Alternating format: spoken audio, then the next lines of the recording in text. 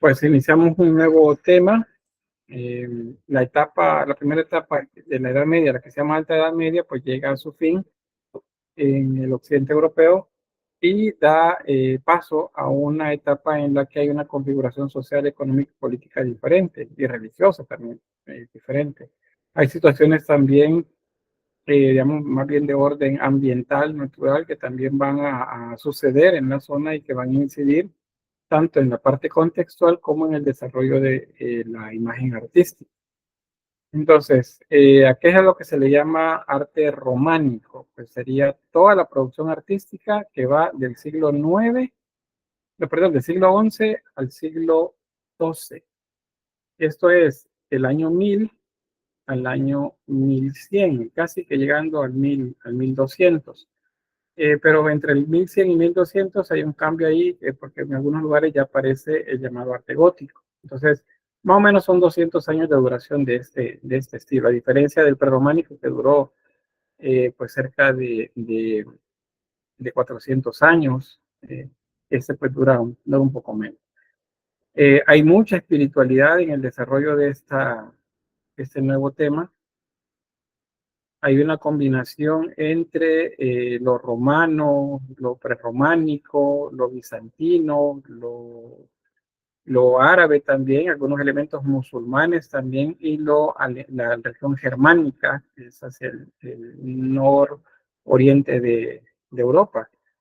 Y resulta que a diferencia de lo que vimos en el prerrománico, que es como más regional, en lugares específicos, esta tiene una extensión estilística en casi todo el occidente europeo. O sea, se parecen bastante el estilo en diferentes lugares.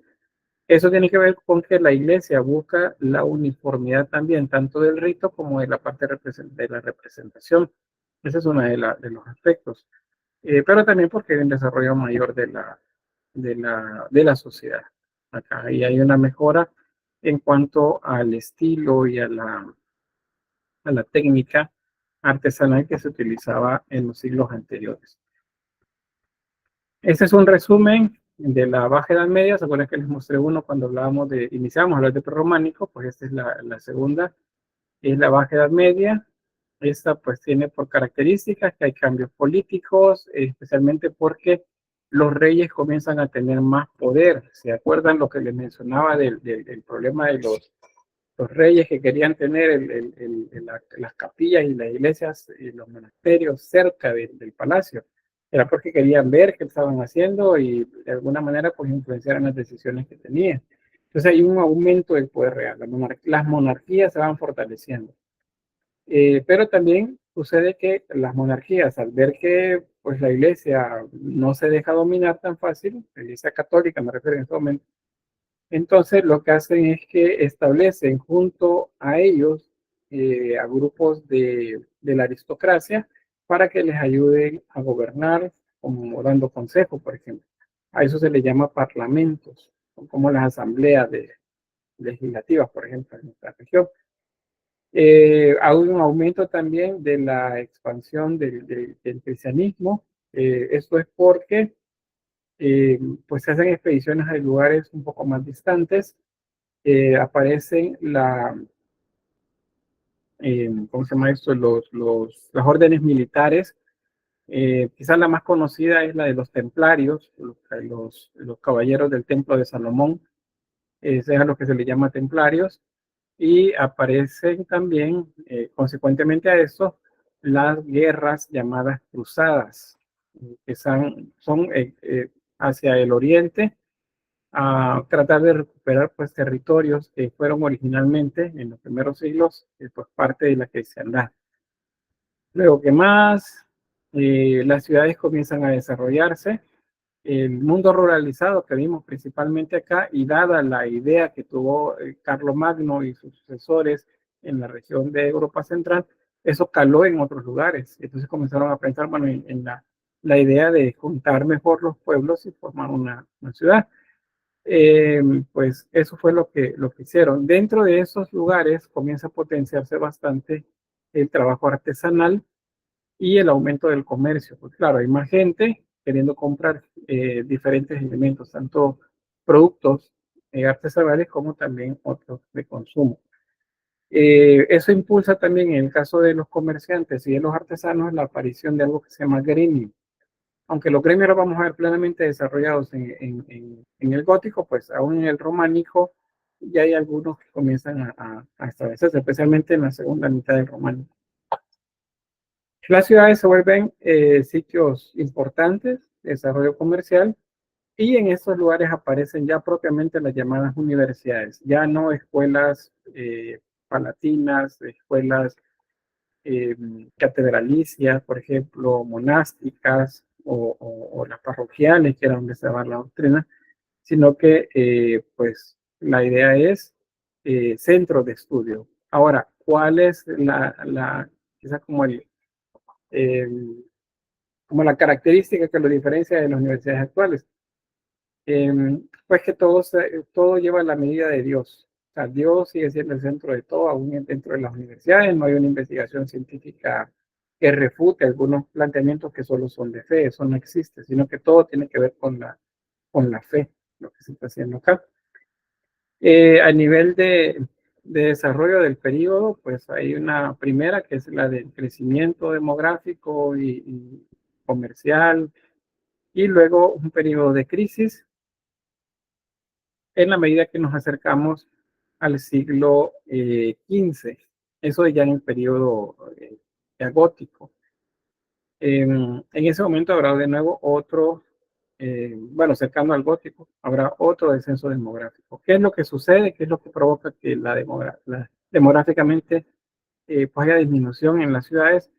Las llamadas pestes, la peste bubónica, la peste negra que se dice, pues resulta que diezma a la población. Hay mucha gente que muere en diferentes lugares y la iglesia pues se le reclama por qué no hace algo, porque supone que ellos son los que deben cuidar también, procurar a partir de que las personas hagan lo que Dios quiere, debería entonces de todo salirle bien, ¿verdad? Entonces, esa crisis comienza a gestarse también acá. Por eso habla acá de una crisis de valores aquí.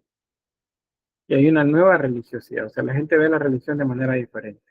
Ya. Todavía no es momento de las reformas protestantes, pero pues ya comienzan a aparecer eh, algunas cosas en las que la iglesia pues no está de acuerdo con, eh, con cómo se están haciendo las cosas. Y aprovechan también el paso de siglo, perdón, de milenio, el cambio de milenio, del año 1000 al año 1001, para pues aprovecharlo económicamente también. Y vamos a ver ahí qué es lo que sucede. Es la época también de las lenguas romances. ¿Alguien sabe qué es una lengua romance?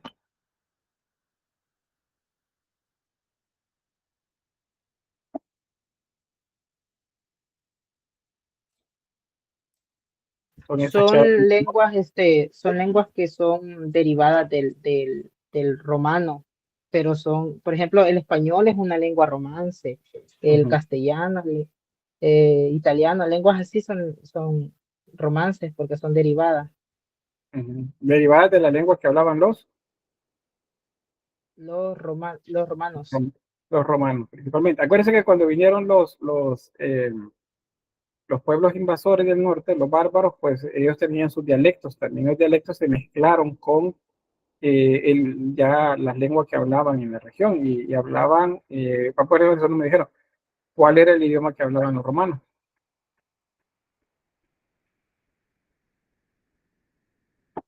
¿El latín?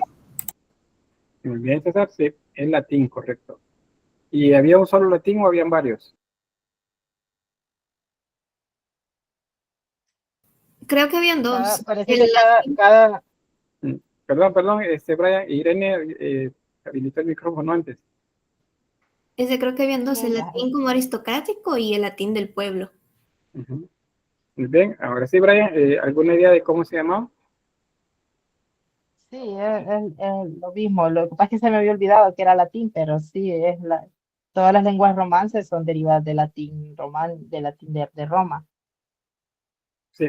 De ahí se derivó, se fueron mezclando con los pueblos y con otras regiones y ahí fueron creando el español y todas estas lenguas que son parecidas, que vienen de Europa. y de ahí es donde no sé. Por eso es que se llaman lenguas romances, porque vienen del latín de Roma. Muy bien.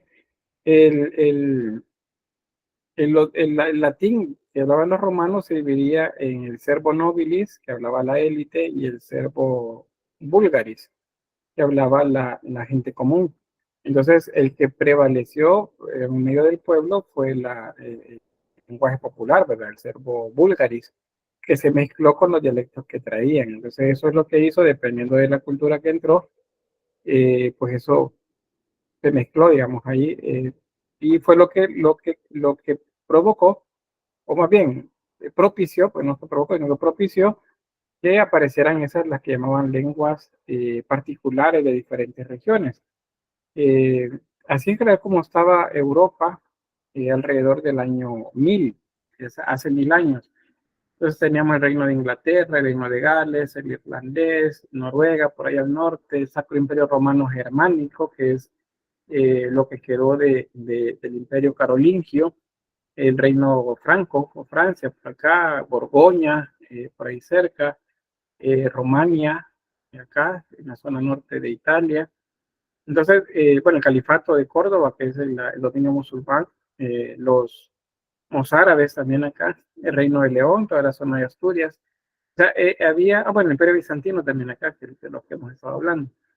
Entonces, hay diferentes culturas acá. Cada cultura retomó lo propio, más el latín que ya conocían, ¿verdad? A lo propio me refiero al dialecto que ellos traían. Entonces, ahí es donde aparece, como bien lo decían los compañeros y compañeras, pues las lenguas romances, que son las que tienen que ver con el desarrollo, pues, como bien particular y focalizado en una región de una variante del latín vulgar. O sea, vulgar significa hablado por el pueblo, no vulgar en el sentido peyorativo, que es como que estamos hablando de insultos, sino que el latín vulgar es el latín del pueblo. Y bueno, aquí hay algunas lenguas romances que se desarrollan en ese periodo. Tenemos el gallego, el asturiano, el mirandés, el portugués, el extremeño, el español, por ejemplo, el aragonés, catalán, valenciano, eh, solo en la región de la Hispania. Pero a veces se tiene la idea errada de que España todos hablan español. Y yo he escuchado gente que dice, bueno, quieren emigrar y se van a ir para España porque ya todos hablan español. Ah, pero ¿y a qué parte de España? A Barcelona. En Barcelona no hablan castellano y hablan el catalán. Y quedan así como que, bueno, ya vamos a averiguar, porque pareciera que en todos lugares hablan español y no es así. O sea, hay variantes dentro de la misma región. El francés, como bien lo decían ya, el provenzal, el italiano, el sardo, el romano, bueno, hay una cantidad de lenguas romances que se generan en toda esta región. Hay una que nosotros conocimos eh, en la región norte de España, y es con este libro, El Cantar del Mío Cid. ¿Quién leyó el libro?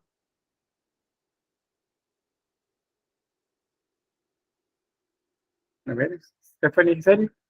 ¿Sí lo leyó? Yo lo leí, pero ya ni me acuerdo de qué se trataba. Yo solo me acuerdo que desterraron ahí al caballero, que eso es una gran aventura. Pero es que yo lo leí en el bachillerato y ya no me acuerdo de qué se trata. Pero yo recuerdo haberlo leído. Bueno, muy bien. En Igual yo lo bachillerato. recuerdo, pero no, yo lo leí, pero tampoco recuerdo. A ver, ¿quién más se acuerda de haberlo leído? No, nadie más.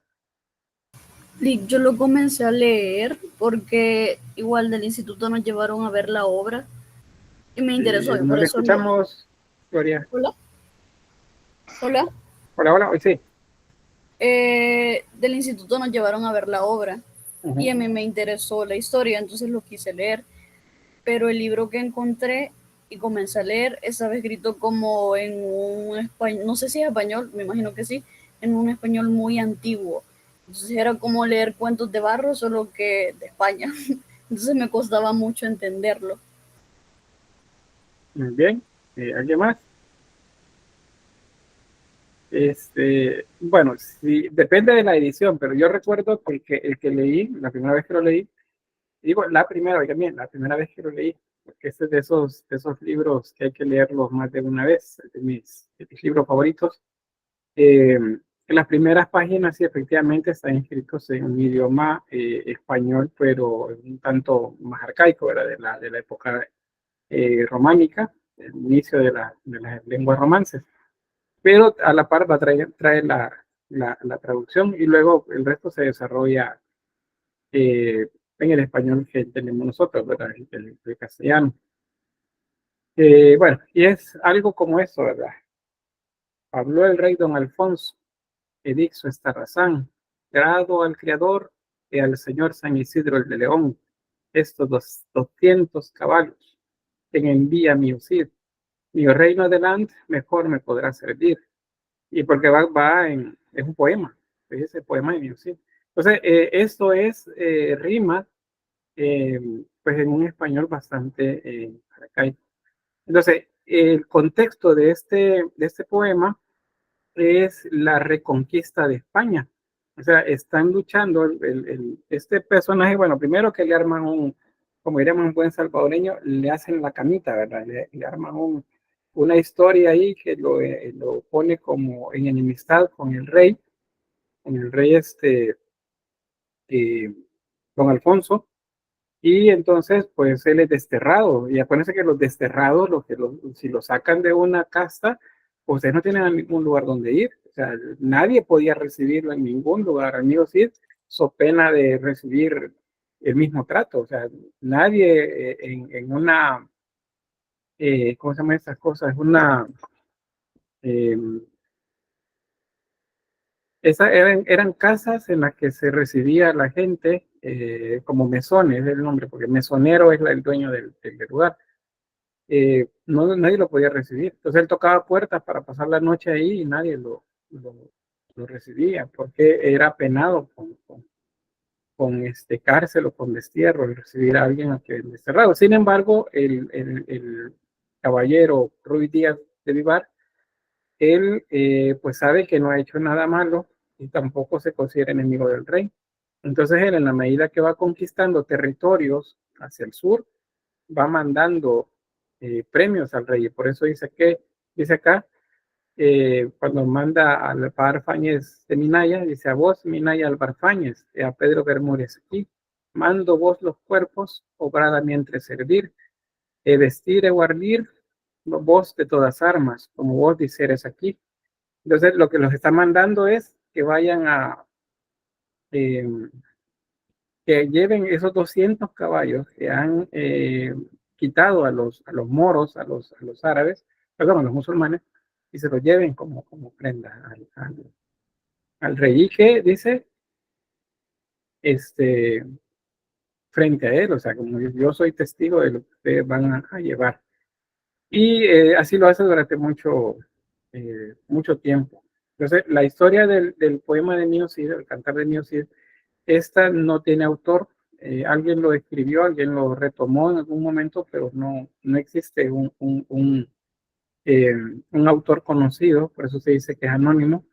¿Y qué es lo que se hacía? Imagínense esto, así como, bueno, con mejor, que sería galanteo, ¿verdad? Con el verso, se ubicaban en las plazas y comenzaba a cantar o a recitar el poema, un juglar, por ejemplo, acompañado de un instrumento musical de cuerda.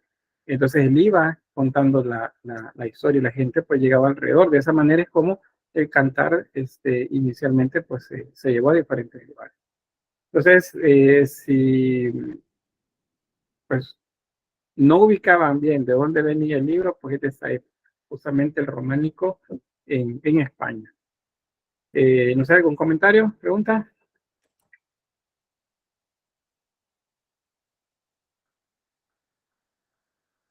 ¿Hay más obras representativas que se conozcan ahora en día que vengan desde esa época? Significativas no, pero sí hay obras menores en las que aparecen poemas, canciones también de esta época, pero no tan así como esta, no, porque esta retrata la vida de un personaje y retrata una situación también que se da de rechazo de parte del rey hacia él y sin embargo la reivindicación de él. Luego hasta aparecen las bodas de las hijas del Mío Cid con los infantes de Carrión, luego la afrenta de los infantes y el castigo que tiene. Y bueno, es una historia como bien, bien compleja que nos muestra socialmente cómo se desarrollaba pues la vida en esta época. Stephanie. La Divina Comedia no contaría, ¿o sí? No, no cuenta todavía porque la Divina Comedia de Dante Alighieri aparece en el Renacimiento y todavía estamos más o menos a unos 300, 400 años de distancia. Bien, ¿alguien más? Si no, pues avanzamos. Ahí dejamos al Ruy Díaz de Vivar. Bien, la sociedad estaba jerarquizada. Bueno, eso les decía, si leyeron el libro o por lo menos tienen idea de dónde va el libro, pues hay una jerarquía bien establecida. Y es un sistema de castas. Por eso es que cuando al Mío Cid lo expulsan, pues no tiene a dónde ir, porque eh, está condenado a vivir errante. Y nadie, o sea, quien le abra las puertas y le deje dormir en una posada, por ejemplo, ese es el nombre de una posada, eh, pues tiene riesgo que lo metan preso también, que lo castiguen por haberlo hecho. Entonces, la sociedad es como muy, muy estricta, son grupos sociales cerrados y condiciones muy exigentes, como bien lo dice por acá. Aquí tenemos un ejemplo. Esta flecha muestra la riqueza. Mientras más subimos en la escala, más poderosos y ricos son los personajes. Tenemos una sociedad estamental. Esta se los mostré también en la anterior. Les decía que en estos estamentos hay una diferencia si lo comparamos con la anterior, por ejemplo, la del carolingio, donde veíamos que los campesinos, pues dentro de la casta de los campesinos se puede subir y bajar, ahí no hay ningún problema, pero no se puede acceder a la nobleza ni tampoco al clero. Pero aparece en ese momento un personaje más y es el señor burgués. ¿Quién es el burgués? Pues es un artesano o es un comerciante que se hizo de mucho dinero. O sea, logró tener mucho dinero y ahora tiene mucho poder también. O sea, hay gente que lo respeta y gente que hace lo que él dice. Sin embargo, él, a pesar de tener, digamos, en cantidad de dinero y en haberes muy cercano a la nobleza, no puede accesar a ninguna, ni a ser un noble, ni a ser un miembro de la iglesia, un obispo, por ejemplo. Entonces, esto de hecho lo ven con recelo, porque al tener poder, él puede maniobrar a la gente. De hecho, hay guerras eh, que se hacen entre pequeños reinos, por ejemplo, porque en uno de los reinos, bueno, en una de las ciudades, por cierto, las ciudades se llaman burgos. Entonces, el que vive en el burgo se llama burgués. La mayoría de los burgueses principales, pues, son los que manejaban el comercio en esas ciudades. Pero las ciudades se llaman burgos, y burgués es el que vive en el burgo. Ahora bien, les decía, resulta que se arman guerras porque pues el señor burgués dice, bueno, yo tengo suficiente dinero, tengo tantas tierras, y pues yo necesito que la gente me comience también a tributar a mí, porque si lo hacen con aquel, ¿por qué a mí no? Entonces comienza a convencer a la gente que se muden del lugar hacia donde él está, para que lo va a proteger, porque tiene dinero para comprarse un ejército también, no comprarlo, pero digamos establecer un ejército. Entonces, la nobleza lo ve como un enemigo porque le quiere quitar a la gente que le sustente económicamente. La iglesia tampoco lo ve muy bien al principio. Digo al principio porque más adelante van a hacer nexos por ahí, pero inicialmente no lo ve con desconfianza. Pero bien, dentro, digamos, de la siguiente casta tenemos a la nobleza y tenemos el clero. Para este momento hay algunos sacerdotes que pues llevan una vida apartada. Los monjes principalmente llevan una vida apartada, no tienen familia, pero todavía existen sacerdotes, obispos y aún algunos papas en algún momento del desarrollo de esta etapa que llegan a tener hijos. O sea, tienen familia, tienen hijos y los títulos los pasan a la siguiente generación. Eso es un problema luego para la iglesia. Ya les voy a mostrar por ahí cuál fue el problema que se dio. El papado pues sigue en la cúspide, compartiendo poder con el monarca, con el rey. Acá. ¿Cuál es el problema? Pues desde Carlomagno, el rey quiso tener a la iglesia cerca para poder controlar lo que estaban haciendo y que la iglesia hiciera de alguna forma lo que él quería. Por ejemplo, el rey tiene un hijo, digamos, el hijo mayor es el que va a heredar el trono, pero el segundo hijo no quiere, o sea, no tiene posibilidades de ser el rey mientras su hermano no muera. Pero el rey quiere dejarlo bien ubicado. Entonces lo que dice, bueno, el papa, mira, yo necesito que me le deje un obispado, o sea, que lo convierta en obispo, que reciba instrucción y se convierte en obispo. Entonces la iglesia dice, bueno, está bien, pero te va a costar tanto. Entonces ahí se van haciendo esos negocios y eso comienza a generar tensión en diferentes niveles, en uno y otro lado. Porque luego la monarquía piensa que puede hacer lo que quiere con dinero y piensa que comprando voluntades puede pues tener el control de todo. Y eso pues genera problemas, y genera problemas en la parte del clero, porque hay sacerdotes que no están de acuerdo y hay otros que sí están de acuerdo en que les paguen por hacer el trabajo que debería de ser por voluntad, ¿verdad? Entonces, así la situación social acá es una, digamos, un poco complicada la situación, sin embargo, es mucho más organizada que en las anteriores que hemos estado viendo. Hay un control diferente, mejorado con lo que se tenía. Al menos al inicio. Luego vamos a ver que el crecimiento de las ciudades va a provocar también problemas de salud, la insalubridad, va a comenzar a provocar problemas y uno de esos son las pestes. Entonces las pestes comienzan a asolar las ciudades europeas.